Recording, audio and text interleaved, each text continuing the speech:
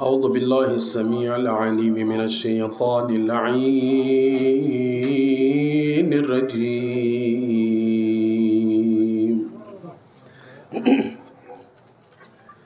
بسم الله الرحمن الرحيم. السلام عليك يا أبا عبد الله الحسين. مومنینو وازدارو تاسو ټول عید ورځې راټول شوي یو عید المنځ دپاره.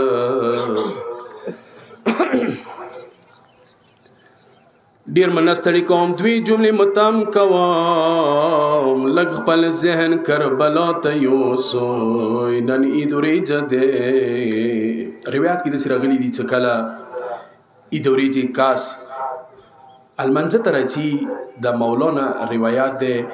تاسې داسې سوچ وکوئ، هغه ورځ په یاد کوئ، خروجکم من الاجداث الى بین ربکم. تاسو داسې سوچ وکوئ چې کله قیامت ورځ وي، قیامت ورځ باندې د خدای مخکې څنګه ودرېږئ حساب کتاب دپاره.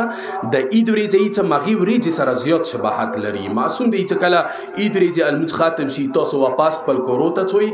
داسې سوچ وکوئ لکه محشر میدان نه تاسې واپس یا جنت طرف ته ځئ یا دوزخ طرف ته ځئ. ځکه خو یوه ورځې باندې روایت دی کله د محشر ورځ یو جلیب غږ وشي، یا اهل العالم غضوا ابصارکم. و د محشر ملا خلکو لګي خپل سترګې پټې کو. رسول الله بوي و خدایا د سترګې ویلې پټې کو. ورته وایي به چې نن ورځې محشر دی، نن د محشر ورځې زهرا روانه دی، نن محشر دی، زهرا حساب دی. اجرکم علی الله. سوچ وکوئ، سوچ وکوئ. دوی جملې متام، نن د محشر ورځ دی، زهرا به حساب خلیه. رسول الله بوي و خدایا زه ویلې سترګې پټې کوم، ایما خو لور دی. مولا ته بیا حکم وشي، مولا علي ته ته خپلې سترګې پټې کا. مولا بوي زه ویلې سترګې پټې کوم، ایما خو کوله دی. غږ به وشي و علي نن د تا کولې شکل کې نه دی روانه. غږ به وشي و رسول و حبیبه نن د تا لور شکل کې نه دی روانه. څنګه حالات کې به روانه وي؟ یی محشر ورځ وي، ټول الله مسترګې پټې وي. وبکسي چې زهرا په لاس به د حسین هغه شلیدلې خط وي. لاس کی بیدا بل لاس کی بیدا باز دوی گل دستی وی.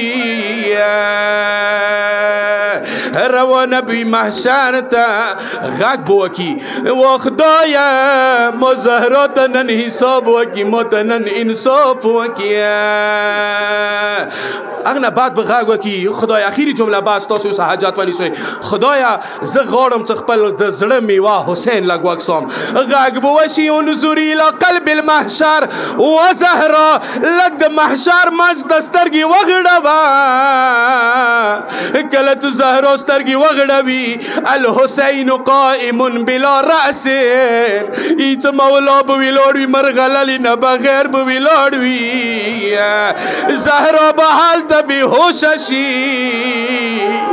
غږ به وکړي خدایا ما ته انصاف راکړي.